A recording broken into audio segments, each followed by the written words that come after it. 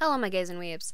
First off, I want to have as much footage from the show as I can here, but I also don't want to get copyright claimed, so we're also going to have random bits from 2 years ago when I filmed my Promised Neverland CMV, and you can just pretend me and my friends are an appropriate visual to what I'm talking about. So, the Promised Neverland Season 2, am I right? It's been 2 years since Season 1 came out, and in that time the manga has finished, a live action is in the works, and the much anticipated second season has been pushed further and further back. Anime watchers and manga readers alike have been waiting with excitement for this season. Anime onlys to find out what will happen now that the kids are in the outside world, and manga readers to see the next arcs, characters, and world of the story being brought to life. Then, after 3 episodes, we were told to fuck ourselves because this is gonna be an anime original now.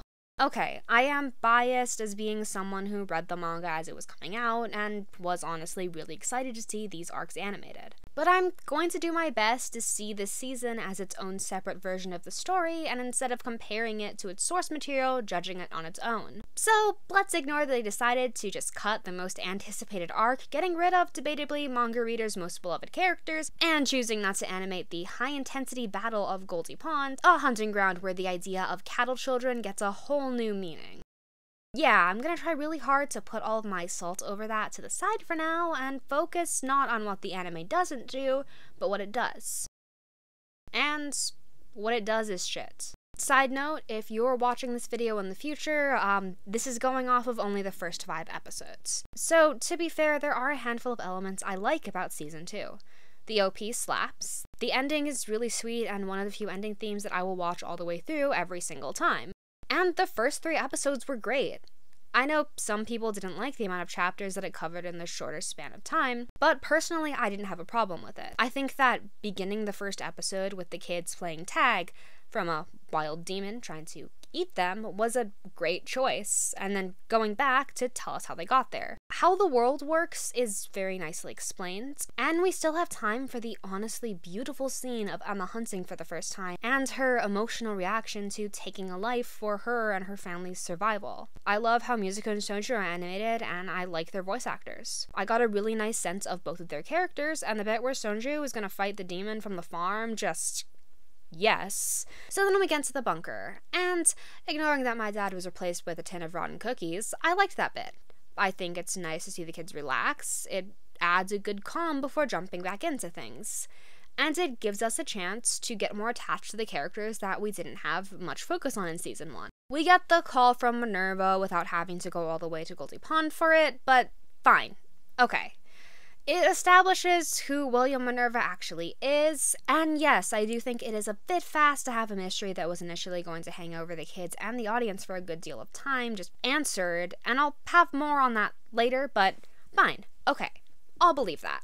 And right now, as we go off script, what this show does really lies within our ability to believe what's happening. I'm sure most of you have heard the phrase willing suspension of disbelief before. Basically, it is the extent that we allow ourselves to believe what a storyteller is telling us, despite knowing that the events that they described may be unlikely. In Season 1, we know that the odds that out of everyone, the one kid who never developed infantile amnesia being one of the 3 smartest of the kids, and the son of Isabella, is pretty unlikely. In fact, him not having that amnesia is unlikely to begin with, but it's not so outlandish that we as viewers will call it BS. We accept it because it's part of the story and we want to know what happens next. Now, I can believe that the world was divided into 1,000 years ago. I can believe that this pen is a hologram and will lead the kids to the bunker. I can believe that Minerva's phone call explaining everything was just set to go off as soon as Emma was in range to hear it. I cannot believe that these human assholes found them this quickly. Now, this entire sequence does happen in the manga, but it happens 3 years later. That is an amount of time that I can imagine the demons would have admitted that they can't find the kids, and Peter Rotry, I'll have more on him later if you're watching this but haven't read the manga, but yeah, all you need to know right now is that he's the dude in charge. I can believe that in the span of 3 years, he's assembled a team of humans to hunt these kids. And after the added trail that was created when coming back with even more people from the arc that I guess we're just never gonna get to see, and 3 years of having to leave the bunker to go out hunting and just doing things, these people were able to find the kids. But to me, what's happening right here is too much. The anime seems to forget the element of time, and that's the biggest problem that it has. Again, it's fine to condense the forest arc, because not only was that arc only like a week or so, but there wasn't a significant amount of growth that the kids experienced through it. The past 2 episodes have condensed 3 years into about a year, and it shows. I don't believe that the events they're describing could happen this fast. And before we move on from storming the bunker, the getaway was bad. I like Chris figuring out that there's another exit. It's a cool moment and I like the attention he's been getting. But in the manga, when this scene was done, they knew that there wasn't going to be a way for them all to get away. 'Cause, yeah, they're geniuses, but these are men with guns who have you surrounded. They know what they're doing. They're not gonna just round all of you up in front of the forest and then be attacked by Demon Ex Machina, who for some reason they don't know how to kill. Oh boy. In the manga, someone had to stay behind, much like every game of tag and, arc, to divert them. It's poetic. We see this in the forest in the first episode when Ray leads the demon away. We've seen it in the first arc when Norman gives himself up to save Ray and Emma. And in this scene, we're supposed to see it with 2 characters that we've grown to see as part of the family, as they sacrifice themselves to give the kids a chance at a future. But, no, let's just have Ray shoot the demon. Which, admittedly, was cool. But he knew where to shoot here. In the manga, even the bit that I think this is trying to be was better, because it was actually Emma shooting, and Ray figuring out that the center of the eye was the weakness. It's a great demonstration of how their relationship is going to work from now on. Emma's the action and Ray's the forethought. But I mean, it's not like we have time for their relationship anyway. We don't have time for a lot, it seems. The other thing that I felt was rushed in episode 4 was Isabella. Now, I don't think that the scenes were bad. I like her as a character and I like seeing her, but why is she here? Really? Again, in the manga, we, like the main characters, waited years to find out that she was still alive, and in that time we wondered what happened to her and the anticipation grew. Here we see her pretty much right after her defeat. And, okay, that's fine. I might have liked to wonder a bit more, but whatever. Here she is, and looking about as hopeless as we might have guessed, and then she's given the chance to get the kids again. And aside from the fact that I think this scene loses a lot of its meaning when it's done with some random demon and not the final boss recruiting her, and aside from the fact that, again, this is supposed to be not only a lot later, but in the final arc. We started with Gracefield and Isabella, and we end with Gracefield and Isabella. It's, yeah, poetic. But as I said before, we are treating this as separate, so I can't critique that. The problem with bringing her back now is that we just saw her defeated. We don't have time for her to grow and become something mysterious again. This Isabella that we just saw Emma outsmart is not scary. In season 1, she was fucking terrifying. But here, she's been beaten, and as a viewer, I'm not threatened by her as a villain.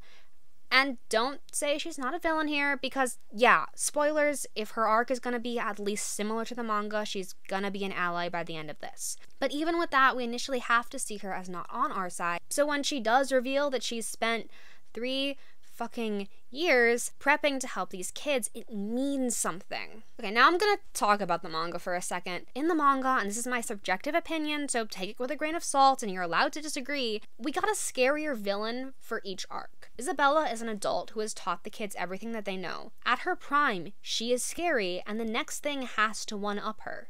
So we get Lewis, a demon hunting kids for sport who sees their lives as a game to give him enjoyment. When he's dead, we get Andrew, who was supposed to be leading the bunker explosion thing, and that made that line about the cattle children never having a chance at life hit a lot harder, but whatever. Is a man with a gun not enough? How about the fucking queen of demons with the faces of everything she has eaten on her body? And then, and only then, do we get our big bad. Peter Rattray, the brother of Minerva, who we've seen bits of ever since Norman Goes to Lambda, and who represents the inverse of everything Emma has been working towards. That is how you up intensity.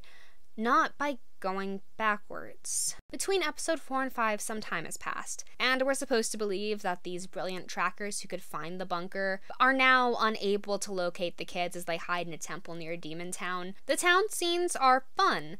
seeing the dead bodies being sold on the market so casually is interesting. And sure, I'll believe that they could make demon disguises in a year. I don't dislike the two demons that try to catch them, and seeing them care for a family who's degrading is not bad. It is kind of fast to be getting these details, but whatever. I think it's a little weird that we're in some random temple and not the other locations on the pen, but again, whatever. The one scene in this episode that I actually enjoyed, that I actually thought was a good addition, was when the blind demon came to the temple. The interactions between him and Emma speaks a lot more on the message of how the demons are so different from the humans than the town scenes ever deliver. It's quiet. There's more showing than telling.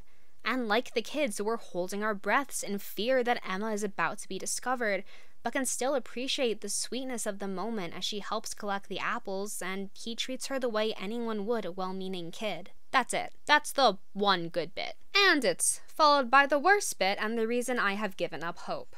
Norman.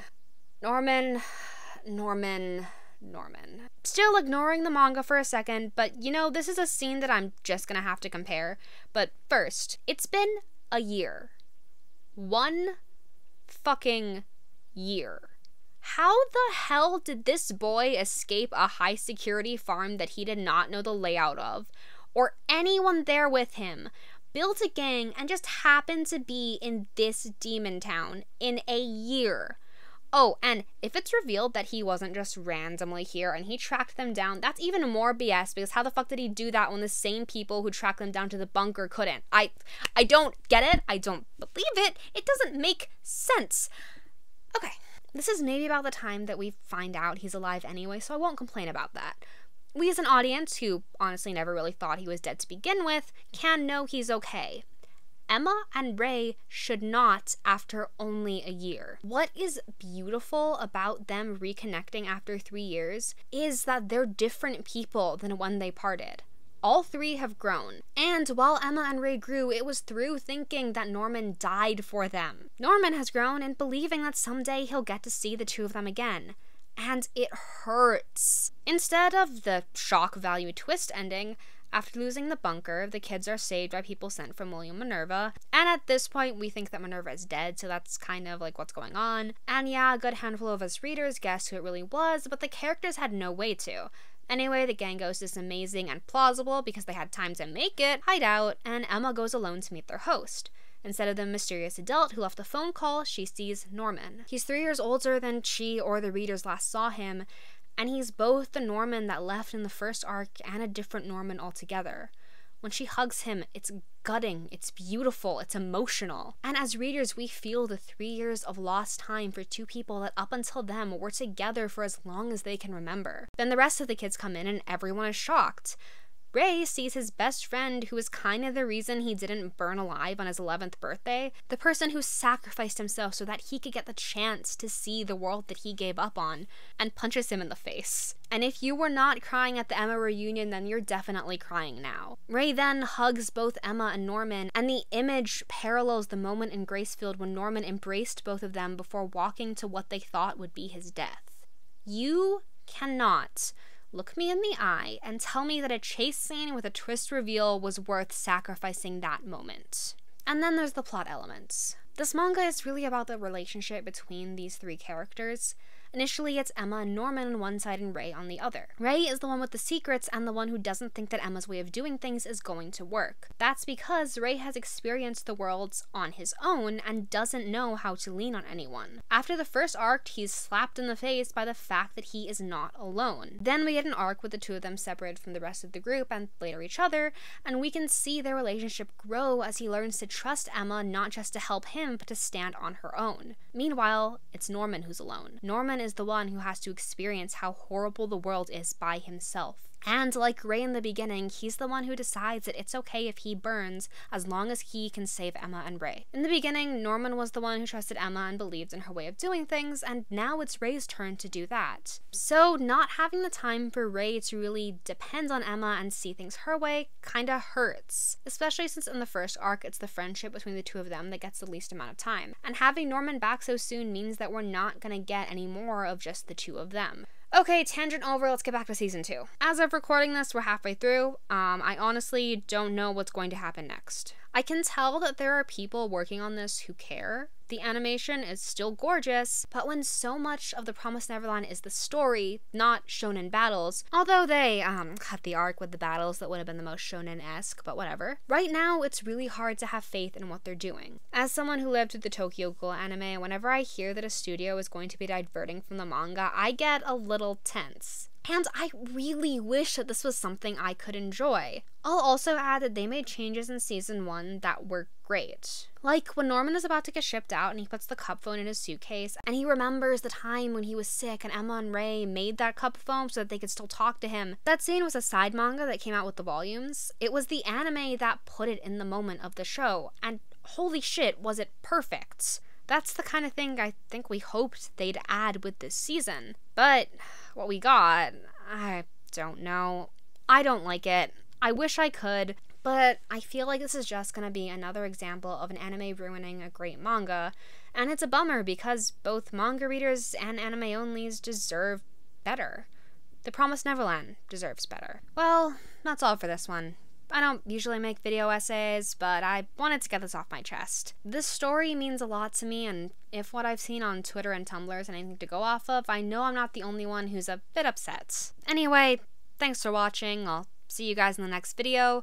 Well, you'll see me, but I won't see you, because that's how it works.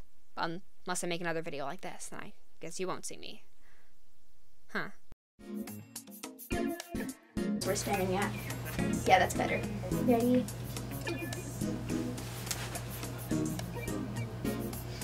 Are we good? Yeah. Can we look at it?